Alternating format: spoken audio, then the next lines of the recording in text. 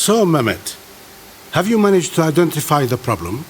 Yes, just as we thought. There is corrosion in the feed section. Oh dear. We've had trouble with this before. Have you got any idea of the cause? Well, it's not water corrosion. I imagine it's the result of sulfide attack. Anyway, whatever it is, we need to replace the section. I see.